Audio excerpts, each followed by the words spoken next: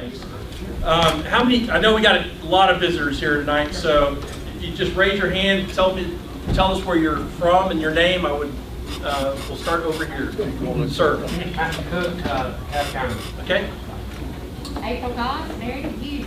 Oh yeah. My wife, my better half for sure. Okay. This direction, yes, sir. Richard Parkin, Grant, Alabama. Okay. Larry Newman, Huntsville, Alabama. Thank you, sir. Al Johnson, Huntsville, Alabama. Okay. Mike Jones, Madison, Alabama. Okay. John McGuire, Huntsville, Alabama. I re-enlisted tonight. Excellent. I started the battlefield bucket way back when. Nice. Thank you, sir. It's a good idea. Yes, it is. Put a buck in the bucket. If everybody gives a little, we have a lot. Yes, we do. Sir. Glad you're back, John. Thank you, Robert. Good to meet you. Good to meet you. Anybody else? Gentleman over here. I want to introduce Thomas Jessee and Curt Fields. Thomas is a nationally recognized living historian for Robert E. Lee, and Curt Fields is a recognized living historian for U.S. Grant. Gentlemen, please. Thank you.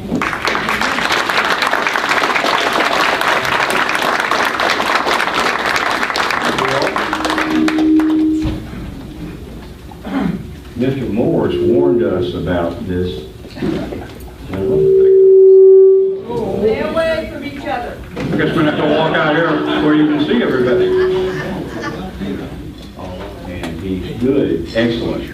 Mr. Morris had told me that someday my voice would be carried over the wires and even amplified in public places. And I thought he spent too much time in the chemical lab when he told me that. But lo, it has come to pass. General, speak to me and let's see if your voice is audible. Mr. President.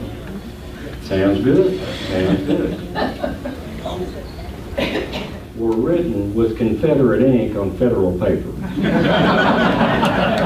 We truly came together in the parlor, and it was the only time that the headquarters of the Army of the Potomac and the Army of Northern Virginia were in the same room at the same time.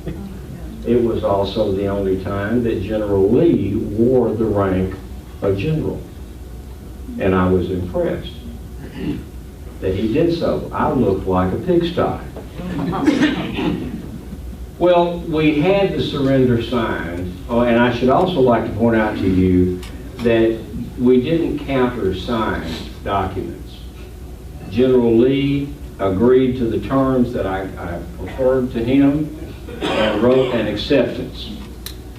I got a copy of the acceptance and he got a copy of the terms. We did not countersign each other's paperwork, and there seems to be a myth there. Also, General Lee did not offer me his sword. He had a jeweled presentation sword, jeweled scabbard, that had been given to him by a doctor, I believe, in Maryland doctor living in Paris. All right, so I was extremely fearful that he was going to offer me his sword. He did not. I had no sword. And I told him I don't ever wear a sword. And he said, well, I always wear a sword. And I thought, well, that's you, General Lee. I was wearing a private's blouse and with just shoulder straps to keep my rank. So we consummated the surrender. It did not end the war, though. The last surrender was in late June. Stan Wadey, Cherokee Indian, Brigadier General in the Confederate Army, was the last active force in the field to surrender. The next day, on April the 10th, I caught General Lee by surprise. I've been trying to do that for a year. But I was not successful. No, you are not. On the morning of, and people say I don't have a sense of humor, on the morning of April 10th, I got out of my tent, I arose, and I decided on the spur of the moment I was going to go see General Lee, because I wanted to ask him, since he was General-in-Chief of the Confederate Army to order all Confederate forces to lay down their arms. But he'd been promoted to that rank just a few weeks before, I believe around the 1st of March, General. So we held commensurate rank. And General Lee demurred, said, I can't do that. And I thought, yes, you can. But he said, I have to talk to my president first. And I gave up the effort because of two things. I knew that were it me, I would have said, I cannot make an order like that to all federal soldiers without conversing with my president. And also I knew, perhaps more importantly, I wasn't going to change Robert E. Lee's mind. He made up his mind. And he did say something that will come into play, the potential later on this night, when he said, the South is a big place, General, and you're going to have to march over it 2 or 3 times to conquer it. And I said, well, I certainly hope not. And also I would like you to know he wasn't expecting me. And my entourage, we rode across the hills there to meet him, and he came out in a greatcoat. He didn't have his frock coat, or he didn't have his waistcoat. He pulled on a greatcoat to meet me properly dressed and rode out to meet me, and it caught him totally by surprise. And we talked for a bit, as I have just said, and I left Appomattox. On the way back to Appomattox, I had one of my aides said, don't you think you need to let the president know that General Lee has surrendered? And I said, oh yeah, yes, I do. So I sent him the telegram, General Lee has surrendered the Army of Northern Virginia this day. And I got on the cars and I went back to Washington City. Now, I was busy. The Army of Northern Virginia will disperse. But as General Grant knows, being a military man, it's not over until all the paperwork is filled out and finished. And I also determined if my soldiers are going to march out and surrender and be there for the next 2 or 3 days, I'm going to stay there until it's all done, and then I will leave. So in fact, I originally wanted to march out with them when they stacked arms, and General Longstreet and General Gordon talked me out of it and said, we will take care of it, which they did. In the meantime, I'm trying to essentially close out all the records and accounting for all the men in the Appomattox campaign and close out the Army of Northern Virginia, which took up until April 12th. On April 12th, I said my goodbyes to my officers, and we set out, had Colonel Walt Taylor, my adjutant, Colonel Marshall, who was with me when I met General Grant, several orderlies, several wagons, and we set out for Richmond, and leaving my military career behind. Now, I left midday, April 12th. I arrived in Richmond late in the afternoon of the 15th in a rainstorm. I was hoping to get to Richmond and get to the rental house we had on 707 Franklin Street without attracting too much attention. However, word preceded me saying General Lee's coming to Richmond. General Lee's going to be here. In the rain were thousands of people out in the streets waiting to get a glimpse of me, and that included Union soldiers.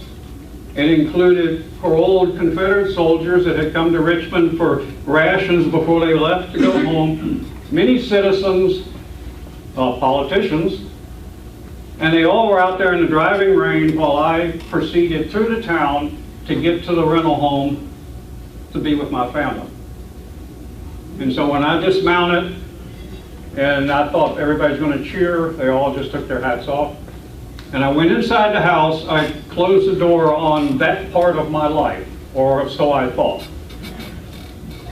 I was naive enough to think that. Now, imagine you all have known about the Appomattox campaign.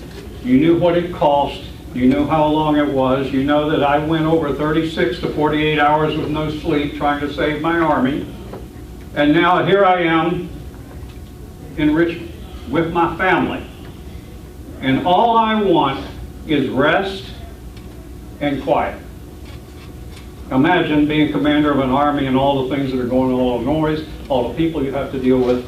I want rest and quiet. And that is not to be had in the city of Richmond. If I thought it was, I was mistaken. Now I'm going to tell you about this because people mention it. There's photographs that were taken by a persistent and to me irritating photographer from Washington City, Matthew Brady. Now remember, I arrived late in a rainstorm on the 15th. Mr. Brady shows up after that wanting me to pose for photographs. He says, this is a historic moment. We need to capture this on glass. We need to take your photo. And I told him that's impossible. That is the last thing I wanted to do. However, being persistent, and I guess in military terms, did a flanking march on me. Got in touch with my wife, Mary. So on April 20th, I'm out on the back porch of the house posing for Mr. Brady. And the reason I bring that up, when you look at the photographs he took, everybody mentions what I look like, what my facial expressions are.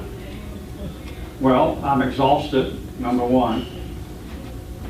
The night of April 15th was the first time I had slept in an actual bed for months.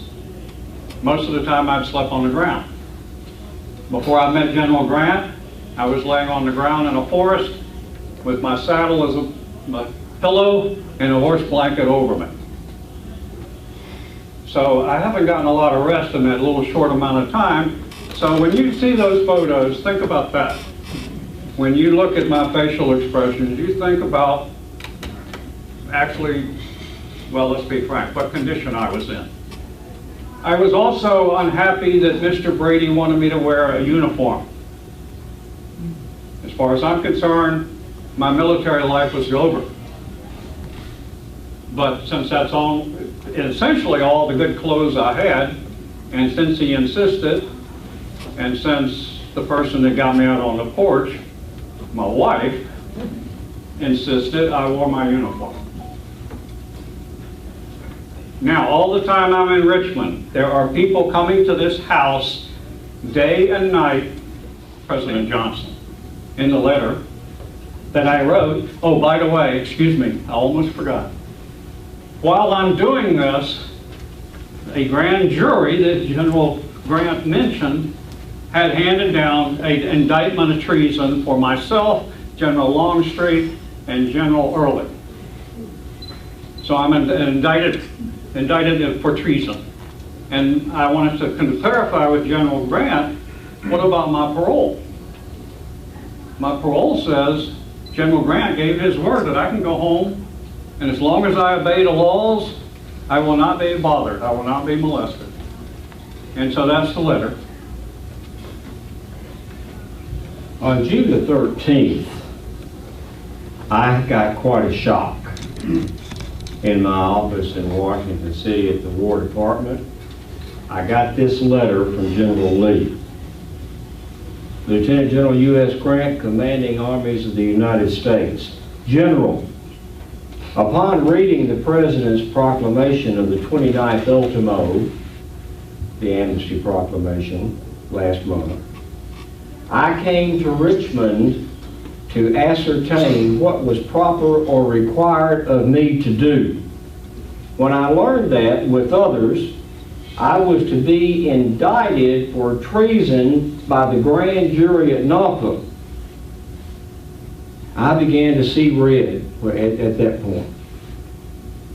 I had supposed that the officers and men of Northern Virginia were, by the terms of their surrender, the surrender that I wrote,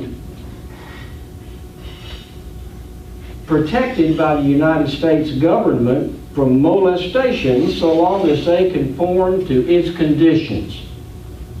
I am ready to meet any charges that may be preferred against me and do not wish to avoid a trial.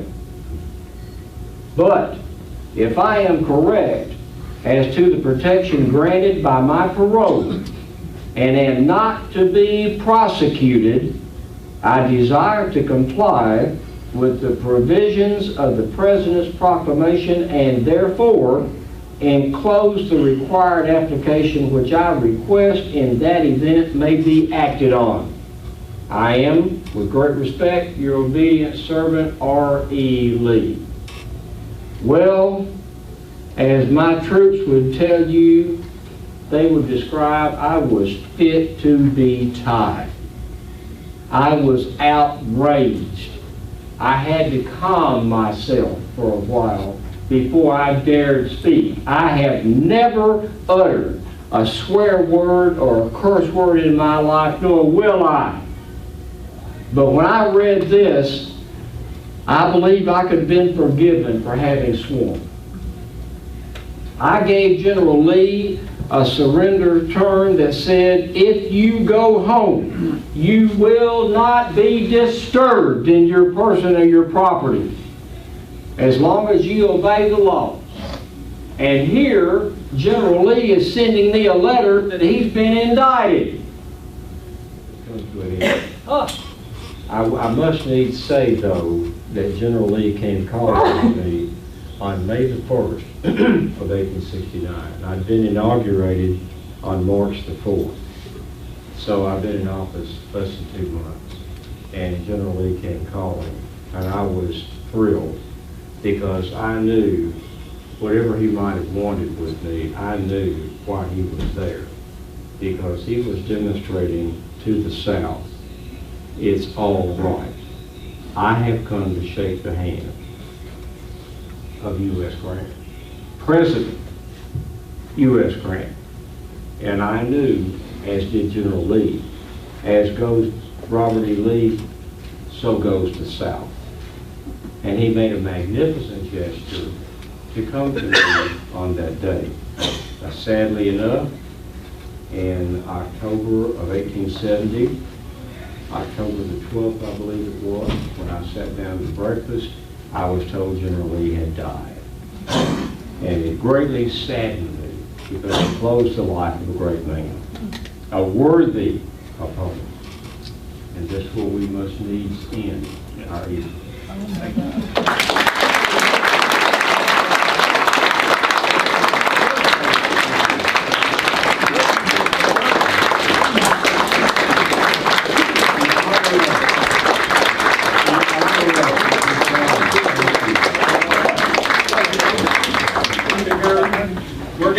We're gonna dispense with questions. They'll probably hang around for just a little bit, but due to the time at 8 o'clock, I need to get people out of here so that family doesn't start sending the circuit breakers out for you. One thing I wanted to do is I wanted to present a small token. The only thing I'll ask gentlemen is after we've broken up for the evening, I would like to give both of you and with a picture with these gifts. These are hand painted by Art Helms. Thank you. Thank you very much. Generous donation by Ed Kennedy.